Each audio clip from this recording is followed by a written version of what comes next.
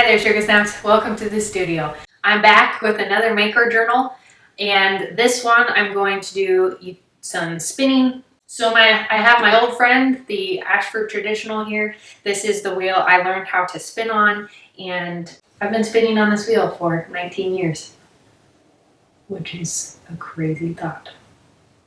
Today's spinning project, and this might take multiple days, we'll see how it goes. I'm going to use a jumbo flyer that I received as a Christmas gift from my parents last year. So embarrassingly enough, it's been sitting in the box for 10 months. But it is high time for me to get this thing out of the box and put it on my traditional and get to spinning on it, because I'm excited to try it out. I've never used a jumbo flyer, and I'm excited to see what I can create. I don't know, is it going to be a smooth transition of just the same, being able to spin the same way I do on the way the traditional is set up right now, or even the Kiwi is set up right now, or am I going to have to learn some new techniques? So I'm going to do a little bit of research. I'm going to experiment. I kind of like to do that hand in hand when I learn something new. So I'll do that and try to come up with some sort of art yarn or novelty yarn. The jumbo flyer is the part of the wheel that spins the yarn onto a bobbin. So it's the flyer and the bobbin. And I forgot to grab the jumbo flyer, so I'll be right back. Hi there, future Brittany here. I'm here to tell you that this project ended up taking 2 weeks, and it's going to be a 3-part video series because it took so long and ended up being so many different projects in one. So this video is more technical about the jumbo flyer and the spinning wheel. Second video will be about dyeing the wool, and then the third video will be about spinning the art yarn itself. So be sure to check those out in upcoming days to see the completed projects. Okay, so let's do a little unboxing. I have and this is unfinished, so I need to decide if I'm going to finish it first. So there's the bobbin, the jumbo flyer, so it has a larger orifice. So the difference is this space here and this space here, which means that you can spin lumpier, thicker yarn. So this bobbin fits on there. Okay, this comes with the setup kit and directions.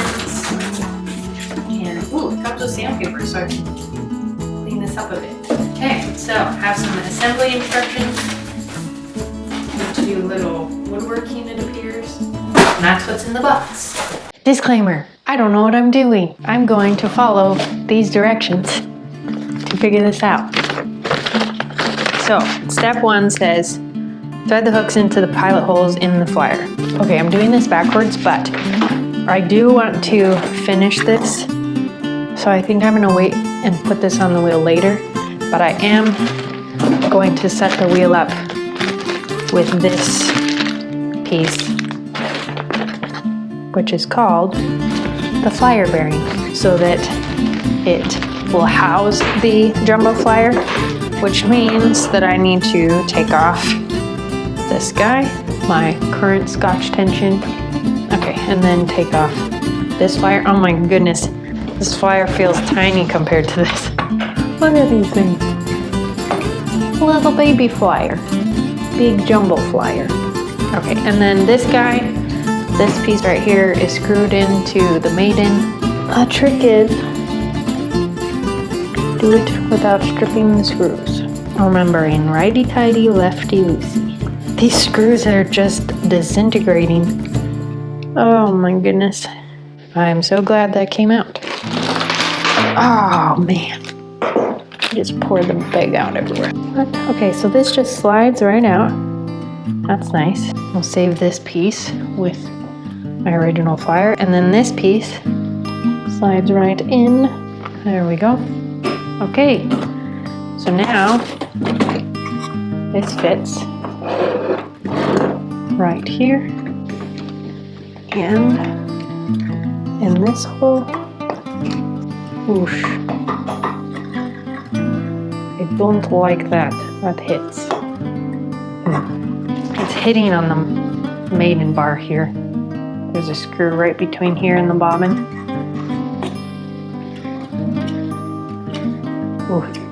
Yeah, it's really gonna need some oil. Okay, so it also says if the current drive band is too small, there's this drive band, which is cotton twine, which is actually what I have on my wheel right now, to replace it with. I really do like the acrylic drive bands.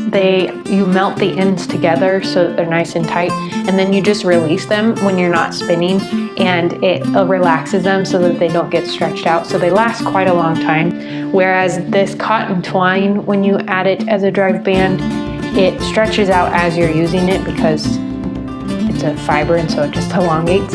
And you do have to tighten it up or change it out regularly. I do like the acrylic best. Just going to set the drive band right here because I'll reuse it later. My next step was to use the sandpaper that came with the flyer to sand down both the flyer and the bobbin so that it was smooth and it would take the stain and sealer. I think that this stain here would better match my wheel. I might do this stain with a clear finish over top. So this stain with this clear spray finish on top.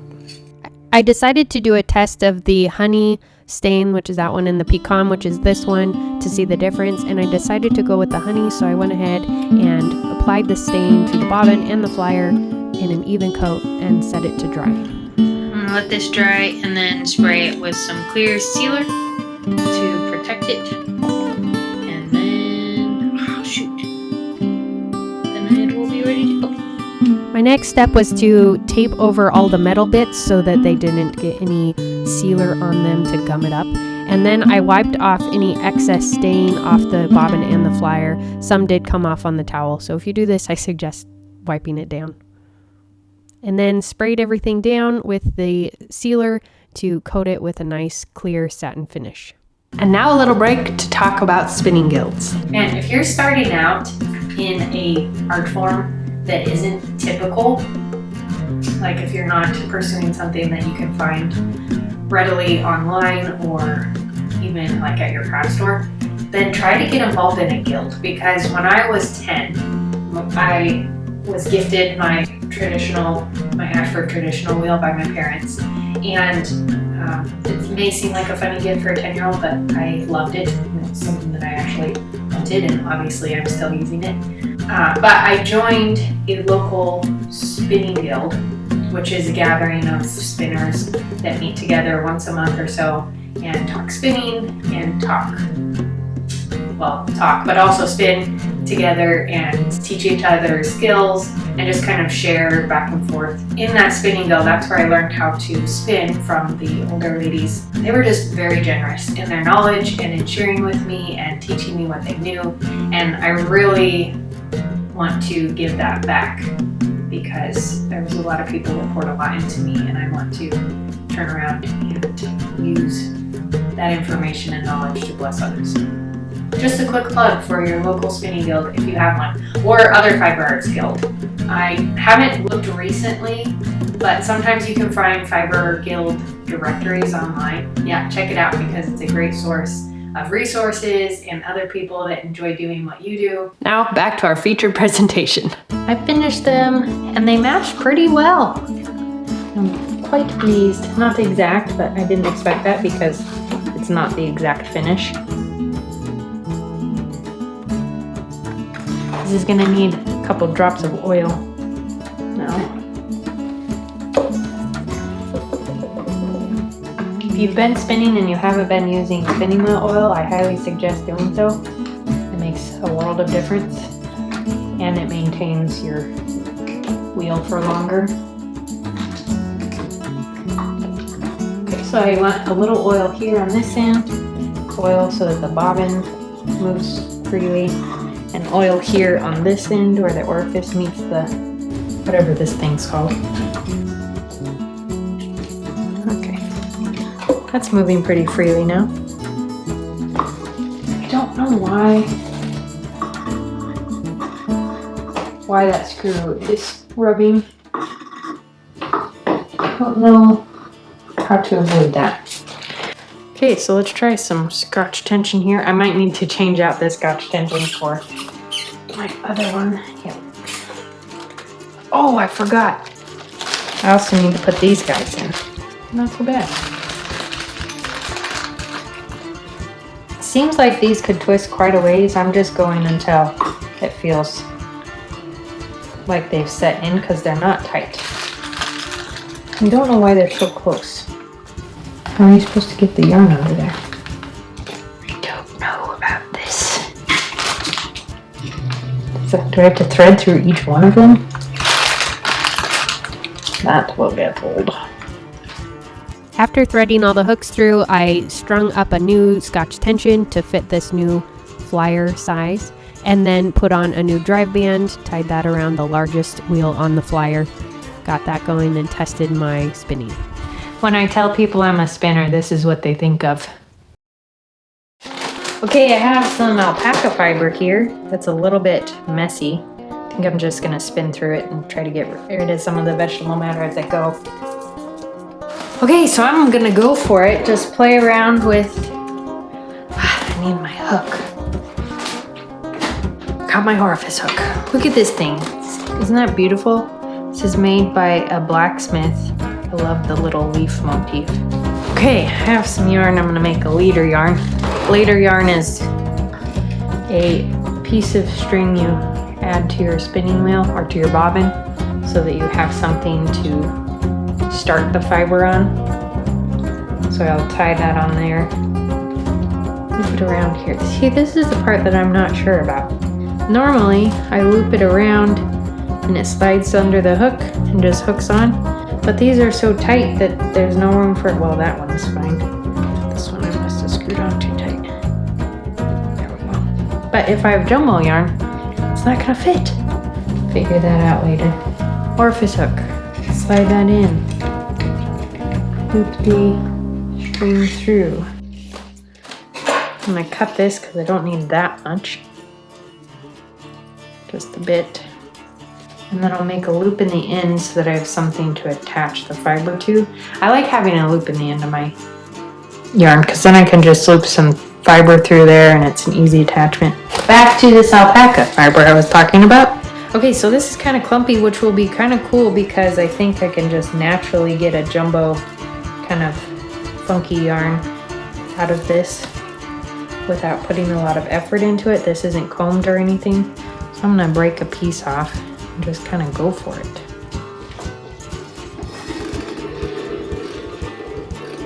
Oh boy. Yeah, it's rubbing over there. I'm not sure what to do about that. Okay, this is gonna be interesting.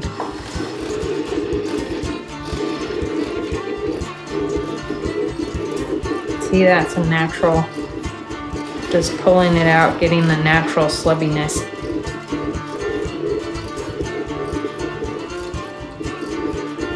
I'm not going quite as thick as I could. My orifice hole is quite large, so I could fit a lot more than that through it.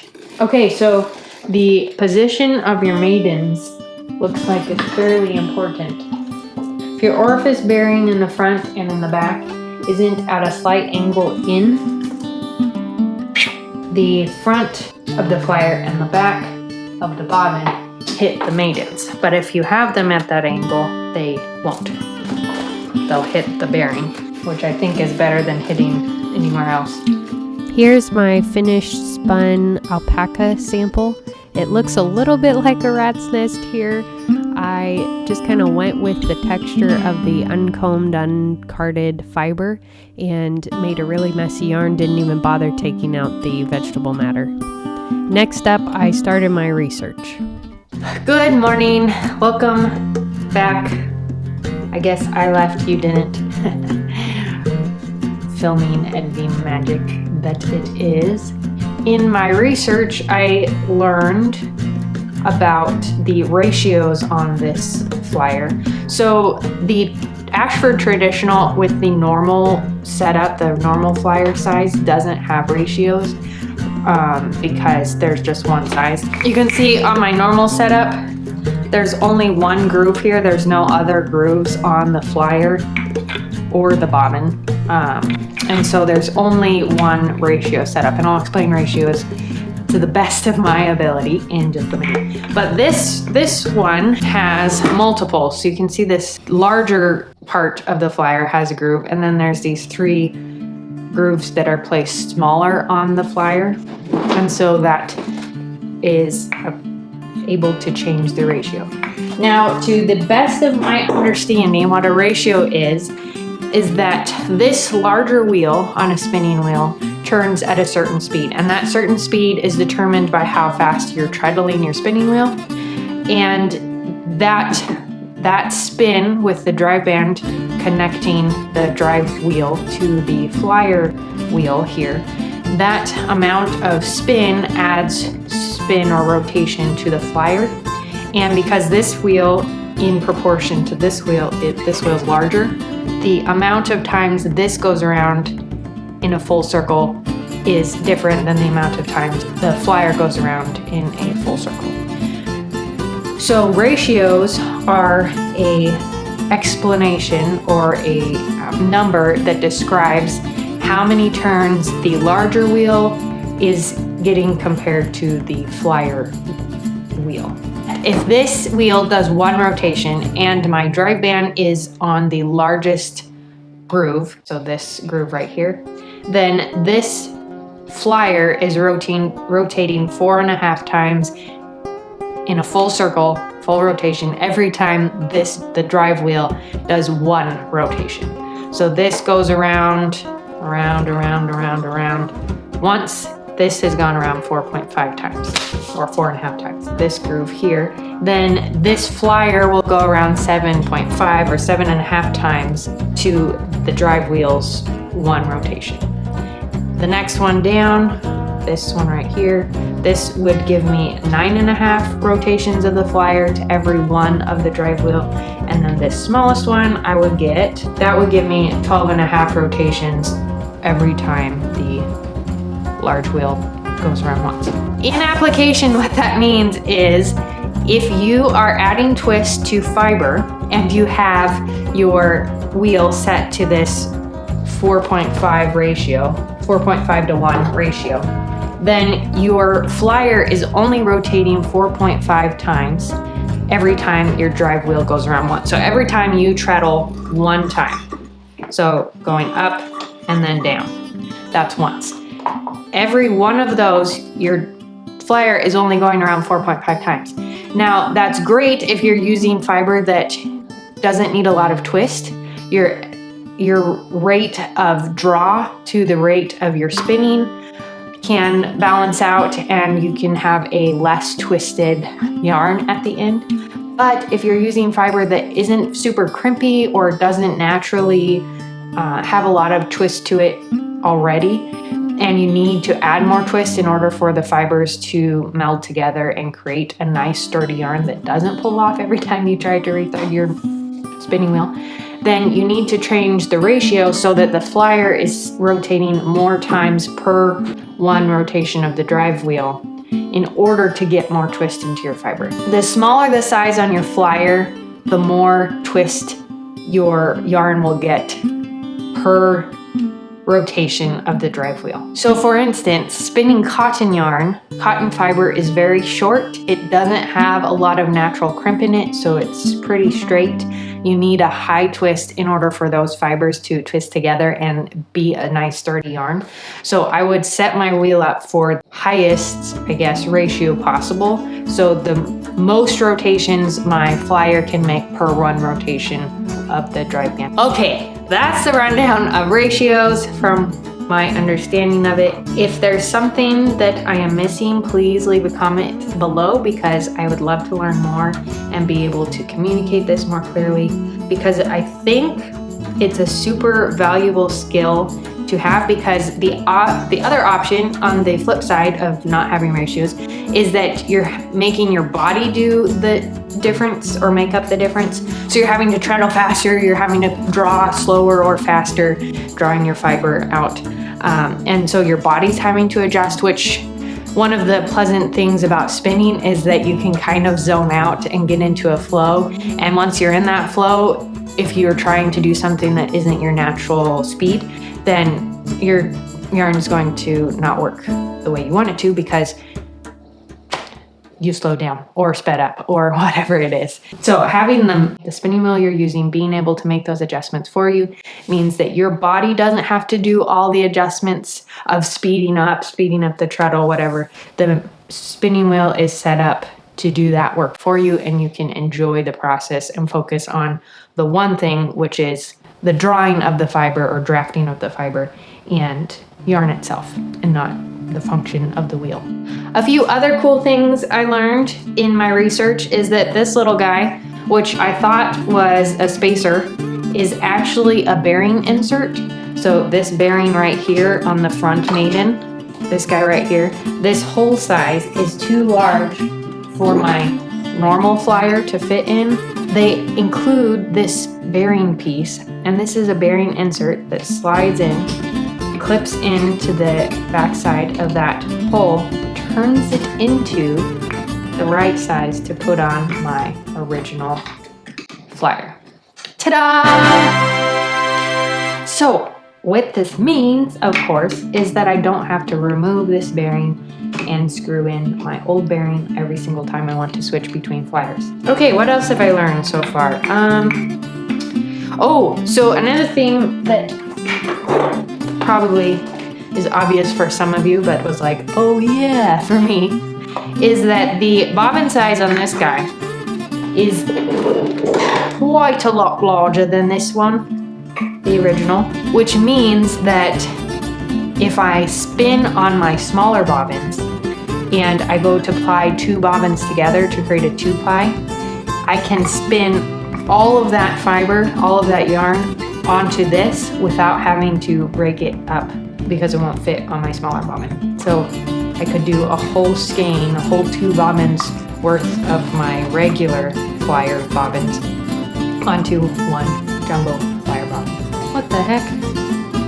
Oh, I put the bobbin on. When you load up your bobbin, you gotta make sure you load it on the same way it was loaded on originally, or your yarn's gonna be going in the opposite direction you were spinning it on. Let's see if I can do this without undoing all of my threading. Yes. Thanks so much for watching part 1 of the Jumbo Flyer project. I hope you enjoyed it and learned something and are able to apply it to your Jumbo Flyer projects. Be sure to check back for part 2 and 3 coming out in a few days. In part 2, I'll go over the dyeing, and in part 3, I'll go over spinning the art yarn. Like this video if you enjoy spinning and want to see more spinning videos. Leave a comment below if you have any questions. I'd love to try to help you. And subscribe to my email update list. There's a link in the description below for that. I send out resources for all kinds of fiber arts, inspiration, tutorials, and any news from Textile Indie, the channel, and my website. See you in a couple days. Bye.